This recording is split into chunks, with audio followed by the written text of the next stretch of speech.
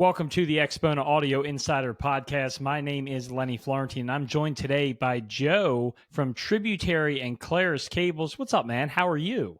I'm great, Lenny. Glad to see you today. I'm kind of excited because I'm going to learn a bunch of new stuff today about how to get better sound out of a system that maybe I already have. So this is exciting. I may ask you some controversial questions today, so we'll see how it goes. But I'm going to have to hit some of the controversy stuff. But before we get into that, for those that don't know you, tell us a little bit about how you got into the hi-fi industry. Well, it goes back a few years. My brother started the stereo shop in Hartford, Connecticut in 1959. He was one of the early Macintosh dealers. And at that time, I was living in New York, in the city. I was born and raised in the Bronx and going to university at NYU. And after graduating with a degree in electrical engineering, I was in the Air Force. And while I was in service, my brother had the store, and I had called him and asked him if he could send me a stereo.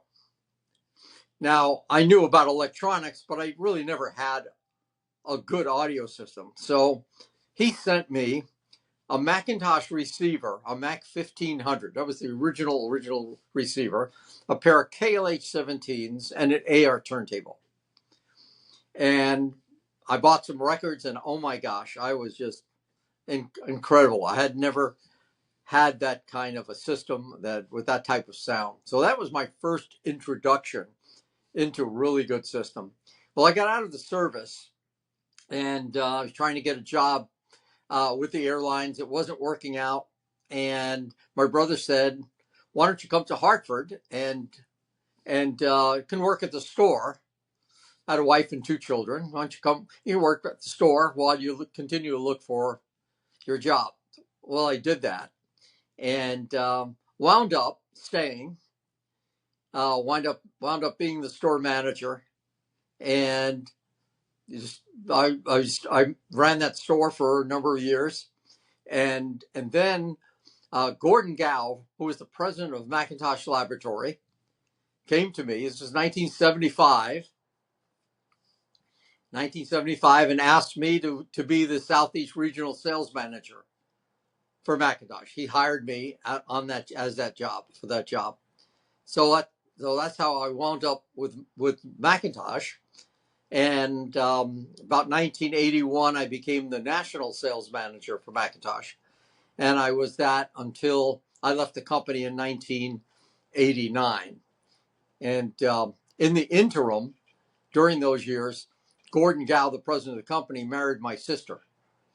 And this guy becomes my brother-in-law now, right? So this presents some other issues. Sounds like he had a plan for hiring you into the company, if you ask me. Might be, but unfortunately, in 1989, he had a heart attack and died. So at that point, the company got sold to Clarion, Japanese 12-volt company. And I was living in Orlando all this time, by the way. When I moved to Orlando in 1976, so I've been all these years in Orlando. And the company, the Clarion, said, if you want to stay in the company and you want to be an executive in the company, you'll have to move to Binghamton, New York. Well, Binghamton, New York and Orlando, Florida are pretty far apart in lots of things. Pardon me? A little in just a few ways. Little. Oh my gosh. So I declined. I left the company. And my sister and I actually started this company together. In fact, the corporate name for our company is Gordon J. Gow Technologies, Inc. And we incorporated here in Florida. My sister and I did both, and we started the company together and started producing cables here in Orlando. And then my sister decided to move to Arizona with her children, so she left the company, and I bought her part of the company back. And so that's how it all started, and that's how I got in, and that's how I am right now with the company. So, how did the decision come up? So, you're in, let's say, the amp business, right? Macintosh is famous for their amps and a lot of their components. So, how Sure. did the transition go where instead of being like, I want to get into the component business, I want to go into and start a cable company? Because that there wasn't as many cable companies back then. I'm guessing I wasn't really in this. I was running around in diapers, probably in the 80s. So Sure. what made that decision come up? That's a good question. And I think you're the first person that's ever asked that question in that way, but it's exactly right. When I started, when Pam and I, my sister and I started, we wanted to be into components. We wanted to build components. So we took a trip to Korea and trip to Japan to talk to some of the companies there who were the manufacturers. And what we discovered was to get into that part of the business and do it right really required a lot of capital and a lot of investment. And we just didn't have that. I mean, I was not going to do a single product, like an orphan amplifier, a one piece thing. It would have no credibility. So we scrapped that idea after we did our research. We said, this is not something we could do. Wire and cable had always been a product category that was an issue. I'll give you an example. As an electrical engineering school, wire and cable, there was never any discussion about the quality of sound passing through a cable. Cable was cable, copper is copper, long cables, short cables, whatever. However, in the audio industry, I've discovered pretty quickly that the audio cables that were being sold back in those days, it was pretty much Monster cable. Monster was the big seller. There were some others. AudioQuest had just started back in that period of time. Kimber Cable was around. There were a few people. MIT. They were selling high-end cables, and most people thought it was, voodoo kinds of things. In fact, in those years, if you were a customer, and let's say you were in a store and you bought a piece of equipment, and the salesman said, "Hey, you need to get some better cables," and you decided, "Hey, I'm going to call Macintosh. Let me find out what the real skinny is on this." So this is in the 80s, right? They called Macintosh, and those years they could get right through to an engineer in the engineering department, and it was just pretty interesting. And ask that question, and the engineer would say, "Oh no, just go to Radio Shack. That's all you need to do. You don't need to spend all that money on cables," because that was the thought, that cables really didn't make a difference.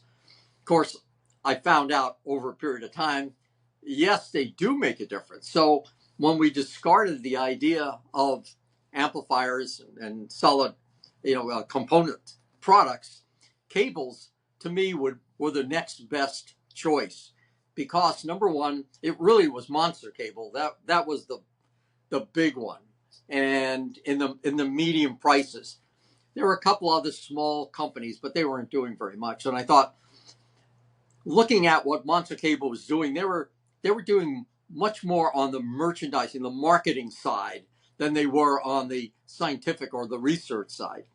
So I said, there's got to be a place in the industry for a company that would build their cables based in science and based on science rather than based on hype and advertising. Because Monster Cable you'd open up Stereo Review or any of the magazines, they'd have 3 pages of advertising plus an advertorial. I mean, it was incredible, the money this guy spent on advertising, but it worked. I mean, he built a huge company from it.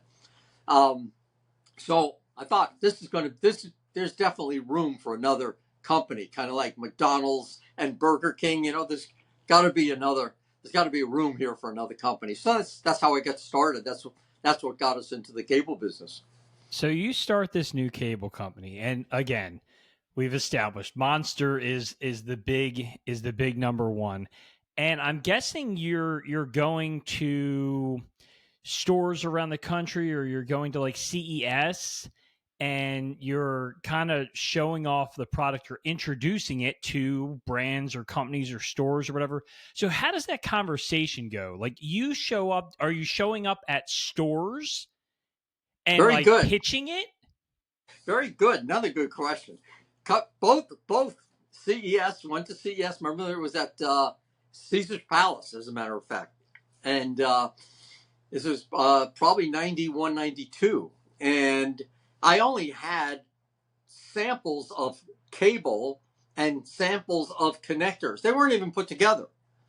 This is like, well, what do you think? How do you think this would go with this? You know, how would this work with that?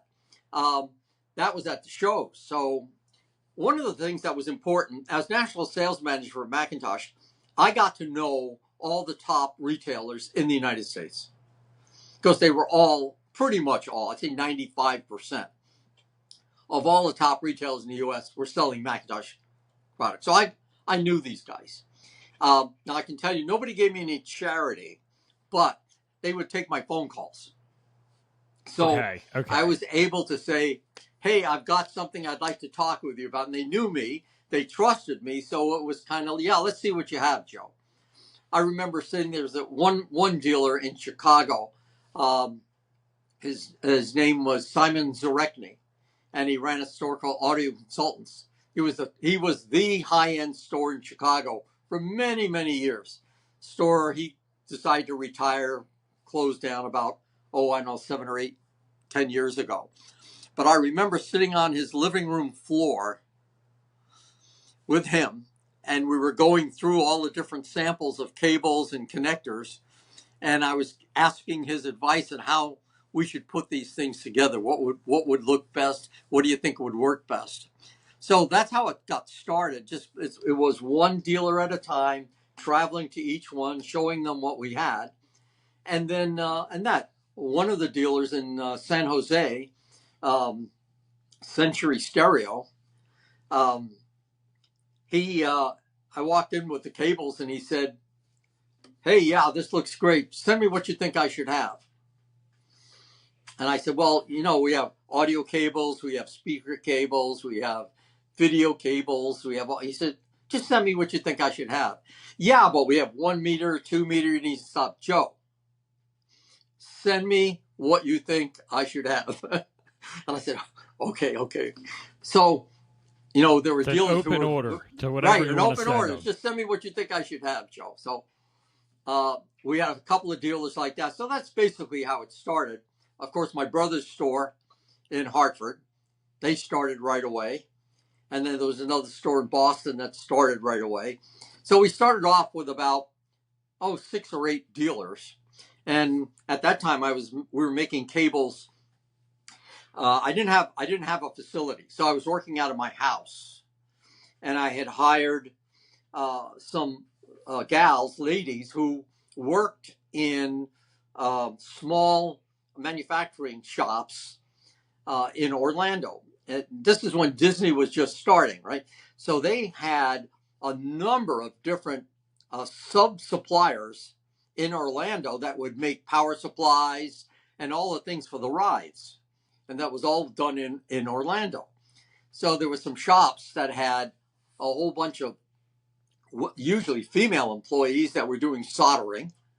And one of them I knew, and he allowed me to talk to his anyone who was interested. And I was able to five women who accepted the job of making cables for me on the weekends at home. So I would come to their place on a Friday afternoon with 5 or 6 big plastic tubs of cut cable and connectors, give each one their set, and then they would give me back what they did over the last weekend. And then I'd take them back, test them, make sure they were made right, package them, and then get them ready to be shipped. So that's kind of how it started. You're just building to try to keep up with the couple orders of the different stores that you're in at that point. So, and you're probably doing this for a considerable amount of time while you build. At what point, like years down the line, months, whatever it is, did you feel like you established like a piece in the market to where you really felt like, you know what, we're one of the bigger guys now. We are, people know us. We're an established company in the hi-fi world because you are. I mean, everybody knows your brand. At least I hope so. And if they don't, now they do. But how long did that take till you like felt that on the inside that it wasn't like just trying to make it to the next order? Probably, we joined the ProSource group, the buying group ProSource, early on, and that was a beginning because that introduced us to a whole group of people that we normally wouldn't, and we also started to bring on reps. So it probably was about, I'd say, 10 years until we finally got to the point. That's a journey. I feel it. It was. We worked out. I worked out of the house with no other employees except my two sons, who helped me put cables in the packaging, for about 7 years, and then we rented our first space, and I hired my first employee. And then as that started to happen, and the other thing that happens, another point, dealers started saying to me, "Hey, why don't you sell in-wall wire?" Because up to that time, I was just selling audio cables, just the interconnects, RCAs, XLRs. And they said, "Why don't you sell in-wall wire, bulk wire?" And I said, "Well, I hadn't thought about that." Started looking into it. Well, that's when I needed space. There's no way I could bring that stuff at home. So we rented an office warehouse space that had that kind of capability.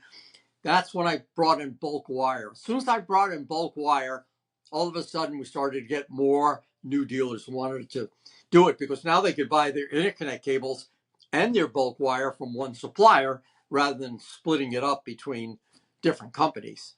And this is the 90s, late 90s, mid 90s when AV this late 90s, right?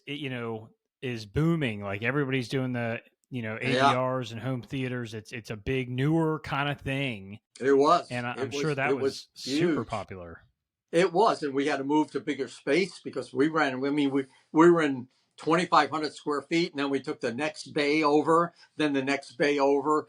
At 7,500 square feet, and we ran out of room. I had to try to build a second floor. We decided to go build our own building, and we moved into a much larger space, and we kept that until about 2013, and then we had to drop the bulk wire part of the business.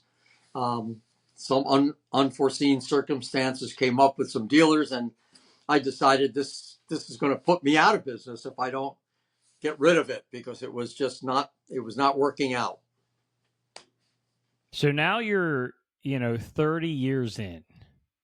You've been doing this a long time. The company's really been around. So let's get into kind of what you have as an offering now. Has your offering changed and been updated over the years as maybe you guys figure out a new science behind how to build better cables, or do you have like some of the same products that you had 30 years ago? Like how has that, like, your product journey been? It's Lenny, it's changed dramatically. I did the designs on the first cables, and most of the cables were coaxial type cables. And sometime in the early 2000s, we started building some power conditioners, and we did that here in Orlando and we designed them and had them built here in Orlando. And they were great products. And because of that, we were introduced, or he introduced himself to us, a fellow by the name of Jay Victor. Now, Jay had worked for Monster Cable. He had worked in their power conditioner development projects, but he also had a background in audio cables. But I didn't know that. We was working with power conditioners. And I was getting no traction with the high-end guys with my cables, with Tributaries Cables. And I had a meeting in New York with one of the guy who was the editor of Audiophile magazine. And I had brought an audio cable with me to give to him, so see if he would do a review on my cables. And when I met him, he looked at me, he shook my hand, he said, "Oh, Tributaries, you guys make home theater cables." Well, so now you have a reputation for the in-wall stuff. Yeah, right. Not high-end audio cables. You make home theater cables. Now we have another challenge on our hands. That was a boom, boom, boom, boom type of, statement. I said, "Oh my gosh." He had no interest in the cable I brought. So when I got back to Orlando, Victor happened to be in town. He's normally lived in California. And I told him about this, and he said, "Well, why don't you look at my patents?" And I said, "What patents?" He said, "Oh, I have over 50 patents in audio cable design." Now that's a lot of patents. And I said, "Okay." So I looked at one of his patents, and it talked about the cable. You can control the response of the cable in the wire by using different shapes and sizes of conductors. Now, this was a revelation. I'd never heard this before. Shapes and sizes. Sizes, yes. Gauge, heavy gauge, light gauge, but shapes? So I said, what is this? How did you come about this? And he said he had always wondered what the different shapes, if the different shapes of wire influence the sound of the system. So he did experiments using flat wire. And what he found was that flat wire gave an excellent mid-range. But the low frequencies and high frequencies were subdued. They just weren't as present as they could be. But the mid frequencies are great. And he started putting that together with, he said, "I knew that heavy gauge round conductors produce a great bass response." So now we have mid-range. Now, what about the high frequency response? And his experimenting, he found that there's something called tinsel wire. Tinsel wire is a wire. If you think about tinsel on a Christmas tree, that real thin metallic stuff, if you take that and you wrap it around a polyethylene non-conductive plastic core, you have something called tinsel wire. And using the ideas of skin effect, that is that as frequency increases, the signal tends to move to the outside or skin of the conductor, that he started understanding that the sound travels differently through these different types of wire. Like high frequencies prefer a very small, real small, thin gauge wire, where low frequencies like heavy conductors, because they travel toward the inside of the conductor, so they kind of need more room, if you kind of think of it that way. And a flat conductor is kind of in the middle, mid-range. So I looked at that and I said, "That's very interesting. That's wonderful." So he got some samples and we listened to it, and it was magnificent. I had never heard anything as engaging as this sound from these cables were. So now we move forward. I introduced Clarus Cable, is what we named it. So we licensed Jay's patents. And in 2013, I introduced Clarus Cable at the Rocky Mountain Audio Fest. And, it's a whole new category because we're in a whole different level of product and also a different level in marketing. Custom install guys are not interested in high-end cable. This has to be generally from a high-end retail or two-channel audio store that specializes in the higher-end products, especially in these kinds of goods. So that's what got us into that. That's where we changed from just the basic kind of cables to that. Well, the next part of it is that cable sounded so good, and I was so happy with it. I asked Jay to redesign the entire Tributaries line so it fell in line with the sound of Clarus cables. So now we have a whole family of cables, Tributaries and Clarus. So people said, well, why did you choose a whole new name? Why didn't you just make it Tributaries all the way? And I said, I kind of thought like Lexus, right? Toyota and Lexus. They're all Toyota. They're all made by Toyota, but Toyota's one level and Clarus is another. I felt like Tributaries had been around now for what, 13, 20, over 20 years. And it had established a mindset, if you will, of the category it was in.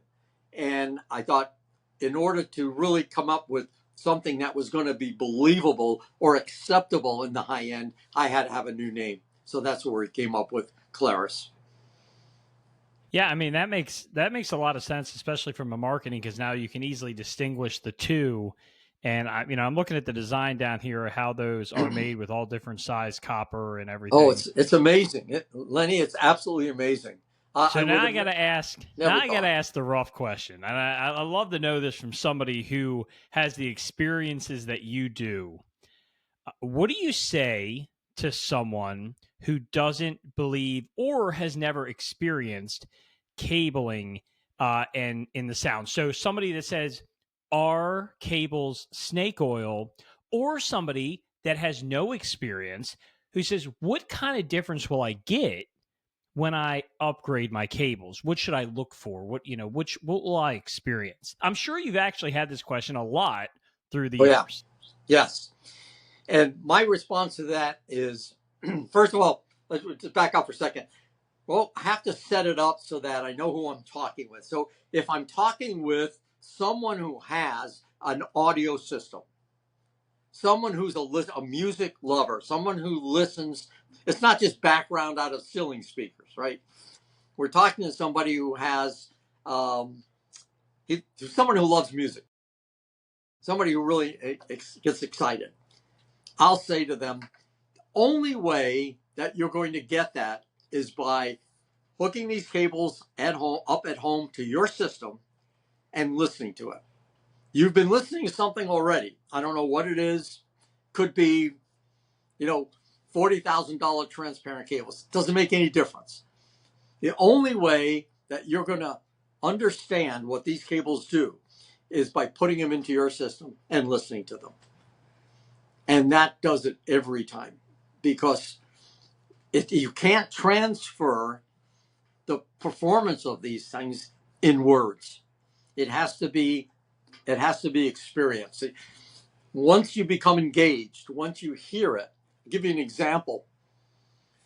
One of the online reviewers, the secrets of home theater and high fidelity. I think that's the call. Okay, they really great website. Do a lot of reviews. The gentleman that reviewed the Clarus cables, in his review, one of the things he said was, when I put these cables into my system, he said, it became a problem because if I didn't have enough time, I would be up all night. I would be listening because I want to continue listening. He said, when I listened to this system with your cables in it, I became the music and the music became me. He said, I became part of the music. He said, wow, that's a positive. It just engaged me. It was. I mean, I read that the first time. I had to go back and read it again to make sure I was reading this properly. But that's what happens when you get into this level, that these cables just they engage you into it. It's not just listening to music anymore. But, we could talk about this all day long, nice words, right? Nice, warm, comforting noises. But until you hear it, until you put it into your system and you hear it, you can't appreciate really what these cables can do and what that science does. Again, those patents, where these cables are based in science, they're not based in somebody, winding different wires and saying, oh, what's going to happen now or what's going to happen now. Jay, So is that what you would got tell the patent. someone if they were like, "Hey, I'm looking for cables. There's 100 cable companies. Why you?" Yeah. Number one, as I say, these cables are based in science. I can tell you why they do what they do. Can the other guys do that? None of them do. They'll just talk about how great it is. But why? What makes that cable so much different than that cable? And almost, it's very rarely do you get an explanation that is understandable and that is logical. And you can say, gee, that makes sense. These do. And that's what made me, fall in love with it, is because they did make sense. It did. Again, from my engineering background, I would normally say, oh, that's all shit. But it worked. It worked. And that's the point. So now we all know that you have all these cables at home on your system, but what we don't know is what the rest of the components are on that system. So is there a couple things? What's in your system right now? At least one of them. You may At have home? multiple systems, but Well, yeah. it's Macintosh. I have a Macintosh amplifier and Macintosh preamp, and my use of Clarus power conditioner is in there also, and my speakers. When I built my home, and this goes back 30 years, I built my home. We built in a set of Macintosh speakers. These were speakers that had a separate low frequency, mid frequency driver in its own box. And then the high frequency driver was a string of 18 tweeters. So we built a special housing for them so I could take the speaker tweeters. They were all together. I could take them out of the wood frame they were in and then put them into the frame that we built. So that's what we use. That's cool. Yeah, it really is. It's still a great sounding system. And do you have the same Macintosh components that you had back then, or have you upgraded since? No, or? I have upgraded since. Upgraded since. Yeah, they're rather newer. Okay, things, right? That's amazing. Amazing stuff. Yeah. I learned a ton about it. I really appreciate you coming on today. It's been great talking to you. Well, thanks, Lenny. I appreciate your questions. They were great. I tried. It's off the top of my head. I don't script anything. So I just, when you just get that stuff that pops in your head, like what would somebody ask that most people probably wouldn't? And that's where I try to go. So I do appreciate it. It was great having you on the AXPONA Audio Insider Podcast. I hope everybody gets to try out your cables. One day, maybe I'll get to try some, and at the shows, can't wait to see it at AXPONA. It's gonna be a good time next year. Yeah. Oh, it'll be fabulous. Now, just to let you know, on Saturday, I'm traveling up to Delaware, and you're gonna be in my neck of the woods. Oh, are you? I'm going to be in Millsboro. Okay. Delaware, and that's the home of Millennium Audio, and Millennium Audio. Paul Fowler is hosting the DC Audio Society, as well as the new Delmarva Audio Society that they just started. Okay. And they're all going to be at his facility there. And I'm going to be one of the guest speakers, and I'm going to make a presentation of Clarus Cable to his group. Oh, that sounds great. That'll be a good time. You'll have to hit me up. Maybe you'll have to stop by and see us on the way. And where are you located? Where are you located, Lenny? I'm in Maryland. Yeah, I have a store in Maryland. So. Oh, we have a store in Maryland. Well, yeah. I'm also going to be on Friday. I'm going to be in Marriottsville. Okay. All right, because it's probably not right around me, but you'll be passing me along the way. Well, he's got a thing where he's invited his customers to come in and for me to give a presentation on Clarus. Also, that's Russ Katz's store. Oh yeah, Russ. I know Russ. Yeah. Yeah. So I'll be doing that on Friday evening from 5 to 7. Awesome. Yeah. Yeah. Well, I'll shoot you a message, and we'll see if you have time while you're driving. Stop by and say hi. It'd be great to see you. I'll be driving. Actually, I'll be driving from Philadelphia down to Marysville late Friday. Well, early Friday afternoon. So send me a text. Let's see if we can do it. We'll do it. Yeah, that sounds good. For the Audio Insider Podcast, Lenny, Joe from Tributary and Clarus, we appreciate you guys watching. We'll see you guys next time.